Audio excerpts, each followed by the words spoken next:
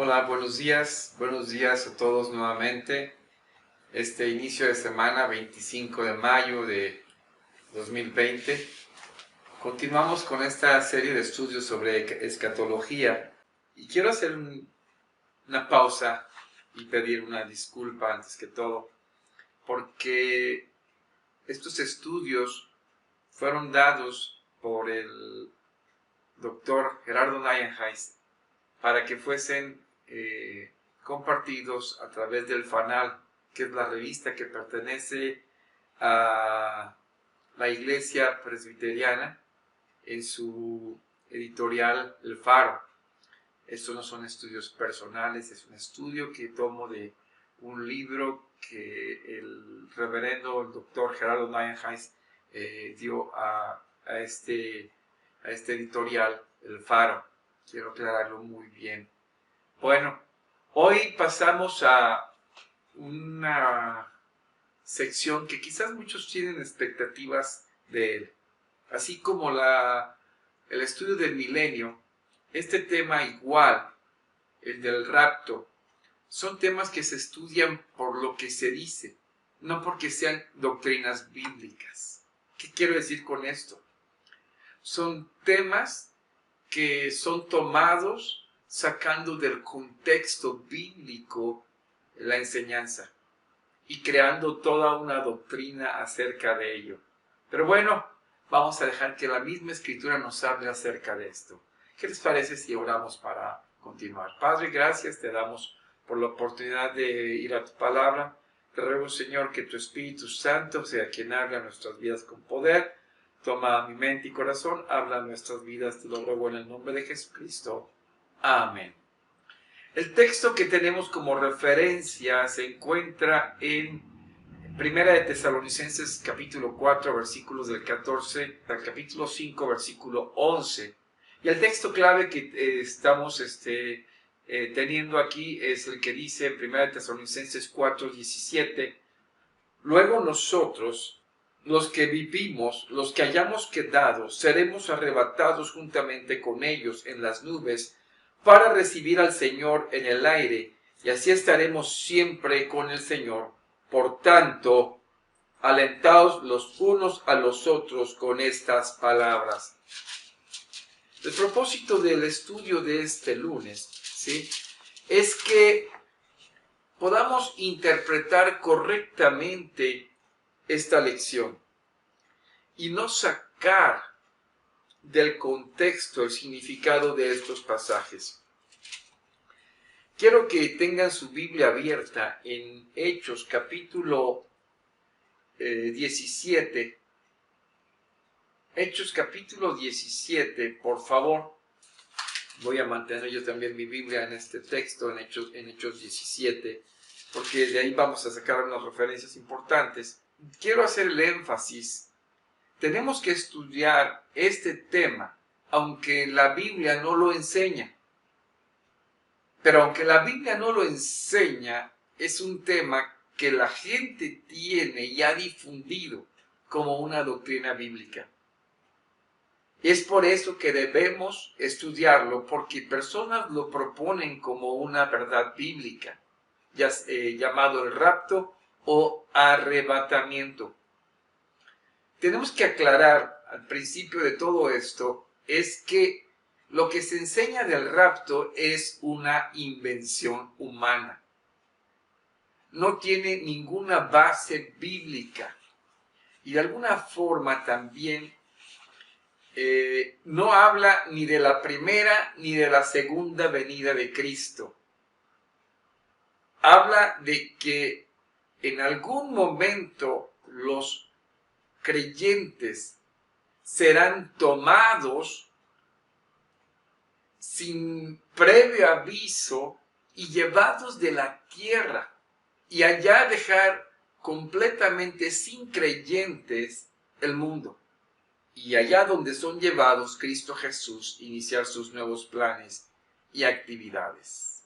Ahora, el propósito de esta clase no es debatir el punto, no, para nada, sino que hacer la correcta interpretación, el correcto análisis del texto bíblico que de alguna forma han tomado para hacer tan popular esta doctrina del rapto.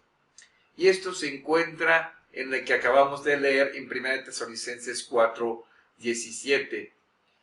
Cuando nosotros sacamos este texto del contexto, sacamos un buen pretexto, dicen por ahí. Así que lo primero que tenemos que hacer es un exégesis. Preguntarnos cuál es la situación o el problema por el cual Pablo dirige estas palabras a la iglesia de Tesalónica. Lo otro que debemos de preguntarnos es qué pensaba lograr el apóstol con estas enseñanzas y por qué escribió de esta forma. Primero vamos a hablar sobre la situación de Tesalónica.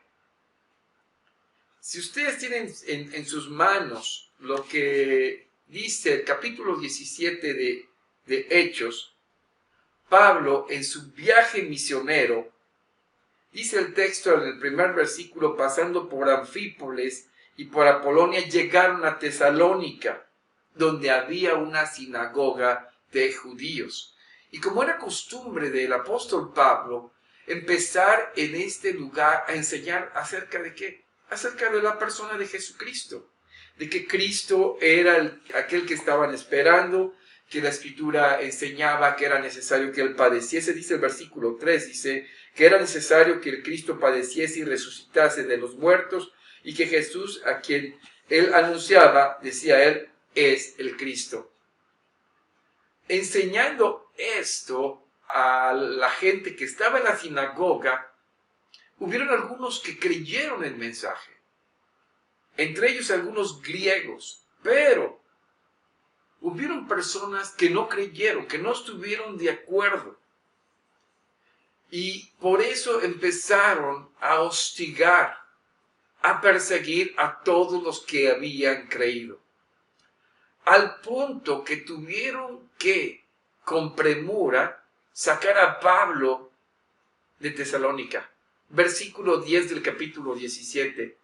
Inmediatamente los hermanos enviaron de noche a Pablo y a Silas hasta Berea, y ellos, habiendo llegado, entraron en la sinagoga de los judíos. Es decir, el tiempo que Pablo estuvo en Tesalónica fue demasiado breve. Algunos comentan que fueron como 3 semanas. Y este tiempo no fue suficiente para que Pablo pudiese, adoctrinar, enseñar, preparar a los que habían creído por la premura de su salida. Y algo que era muy enfático en la enseñanza de Pablo era la escatología. En su predicación era continuo y elemental escuchar acerca de ello. Tenía pocos meses que había hablado a Tesalónica y de alguna forma él les escribe una carta para aclarar algunas cosas. Y la enseñanza de la escatología la vemos persistente en la carta, en el versículo 10, en el versículo del capítulo 1, en el capítulo 2, versículos 9 al 10, en el capítulo 3, versículos 13, y así algunos capítulos. En la segunda carta el apóstol Pablo les hace referencia y les dice, ¿no os acordáis que cuando yo estaba con vosotros os decía esto? Refiriéndose a las doctrinas de escatología que les había dado. Pablo seguía enseñando a través de estas cartas, pero específicamente la enseñanza estaba en cuanto a una preocupación que los creyentes de Tesalónica se habían quedado. ¿Cuál era esa preocupación? Era qué pasaba con aquellos que habían muerto. Sí, los que Pablo les dice, los que duermen. Seguramente algunas personas que en ese tiempo que los habían dejado, habían muerto y había surgido a ellos la incógnita. Estamos esperando a Cristo. ¿Qué pasa con los que ya murieron?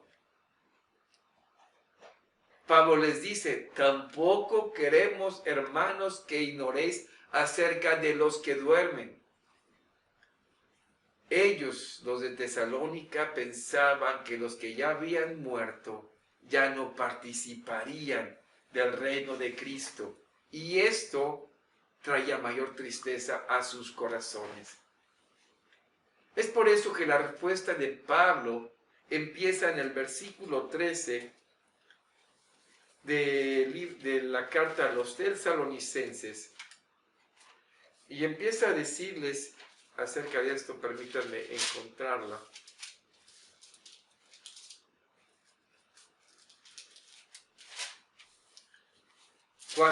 Capítulo 4, versículo 13. Tampoco queremos, hermanos, que ignoréis acerca de los que duermen, para que no os entristezcáis, como los otros que no tienen esperanza. Cuando hablamos de esta preocupación, es decir, no sean como los que no tienen esperanza. Cuando hablamos de esperanza, hablamos de un enfoque hacia el porvenir. La fe es algo proyectado al porvenir, a lo que viene. Y si tenemos esperanza, confiamos en lo que viene, en el futuro, y que de alguna manera es bueno para nosotros. Por eso, en esta referencia, en el versículo 18, nos dice: por tanto, alentaos los unos a los otros con estas palabras. Ahora, Pablo quiere que tengan ellos una doctrina alentadora. Y por eso la respuesta de Pablo tiene que ver con alentar, con animar, con la doctrina de Cristo a la gente de Tesalónica. Y lo primero que tenían que tener en su mente y corazón es que si Cristo había resucitado, también ellos resucitarían. Un verdadero cristiano tenía que creer en la muerte y la resurrección de Jesucristo. No podía decirse que uno era creyente en Jesucristo si uno no creía en la resurrección. Así que la iglesia de Tesalónica, es decir, los creyentes de Tesalónica, eran creyentes en Jesucristo, verdaderos creyentes, porque creían cabalmente en la resurrección. Por lo tanto, Pablo utiliza principios, argumentos de fe que traerían consuelo a sus vidas y que podía a ellos fundamentar esa duda que tenían. Es decir, traía el fundamento de esperanza a la duda que ellos estaban teniendo. La fe de estos creyentes estaba identificada con Jesucristo, y podíamos hacer la referencia que esta identificación era completa en el Señor, y sabían que habíamos sido injertados en esa vid verdadera. La vid es Cristo, y nosotros como creyentes habíamos sido injertados en esta vid según Romanos 11, 17 y 19, y este injerto era para siempre. Pero los que murieron en la fe también fueron injertados en Cristo Jesús, y así vendrán con Él. Y eso es ¿por qué? Porque intencionalmente Pablo les dice: durmieron en Él. ¿En quién? En Jesucristo. Y hay unas palabras interesantes que Pablo les dice, para que lo veamos, que lo toma como una referencia muy importante. Les dice: decimos esto en palabra del Señor. ¿Sí? Fíjense lo que dice el versículo 15. Por lo cual os decimos esto en palabra del Señor. Pablo, yo creo que palpaba alguna duda en ellos. Y él nos está diciendo: esto es una invención personal. Decimos esto en palabra del Señor, que nosotros que vivimos, que habremos quedado hasta la venida del Señor, no precederemos a los que durmieron. Es decir, Pablo está diciendo: no tendremos ninguna ventaja con aquellos que ya han fallecido, es decir, los que durmieron antes que nosotros, sino todos vamos juntos. ¿A qué? Junto con los que han quedado y los que durmieron. Ahora, el versículo 16 hace imposible pensar la posibilidad de que exista un rapto secreto como se ha enseñado.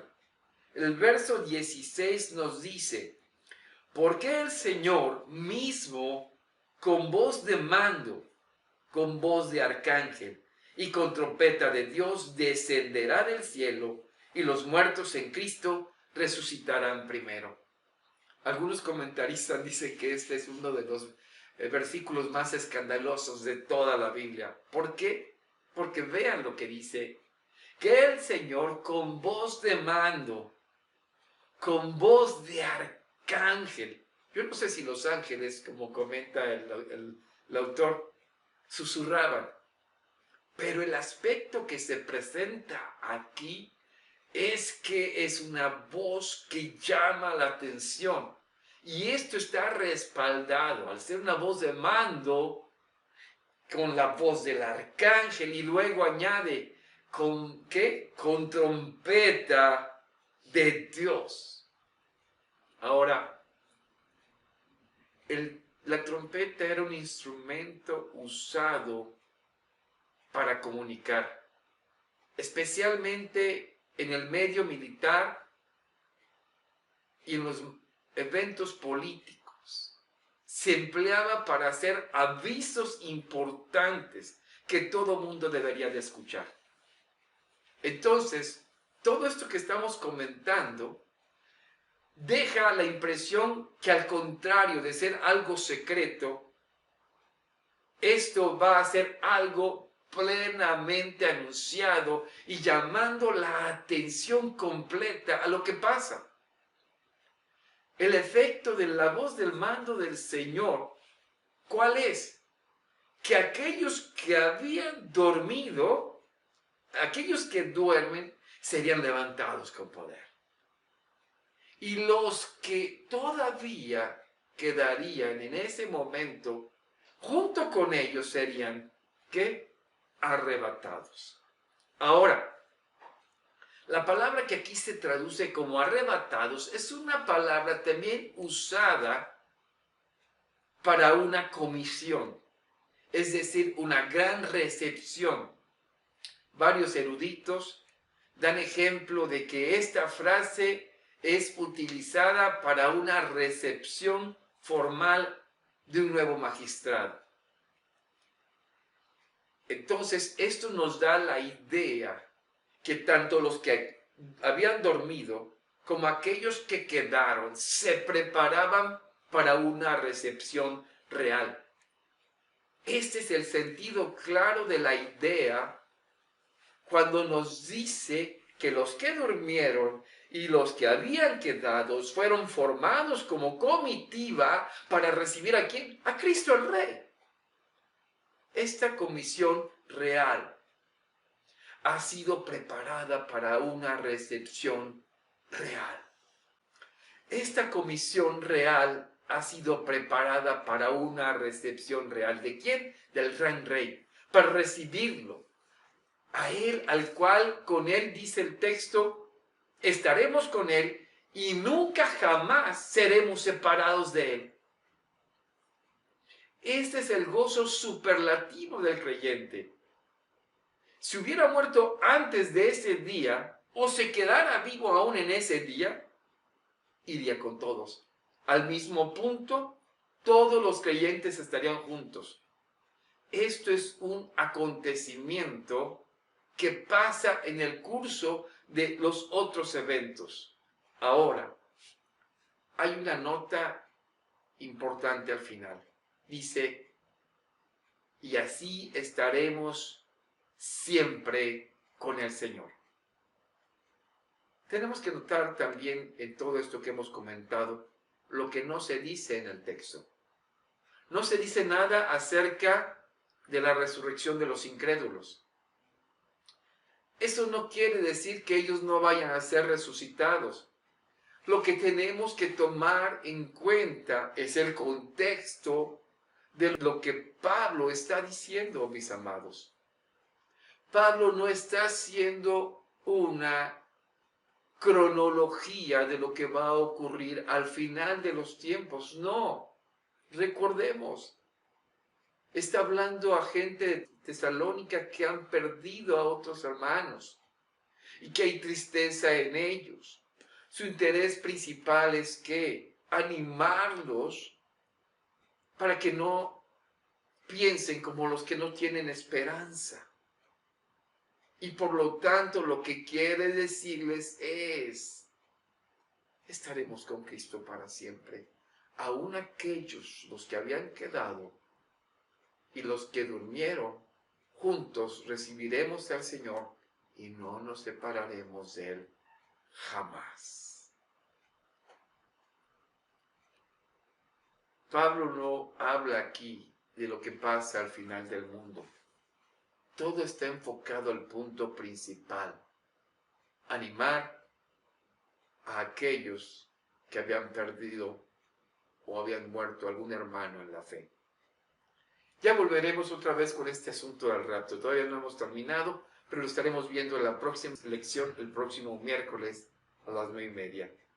¿Qué les parece si terminamos? Y te animo a que leas los textos bíblicos de Hechos 17 y Primera de Tesalonicenses capítulo 4. Vamos a inclinar nuestro rostro, vamos a orar. Padre, gracias. Gracias porque esto nos da la esperanza. Sabemos que familiares, amigos en la fe han partido. Y la esperanza es que todos nos encontraremos para recibir un día a Cristo Jesús y estar con Él eternamente. Gracias, Dios. Gracias por tu palabra en Jesucristo. Amén. Dios les bendiga.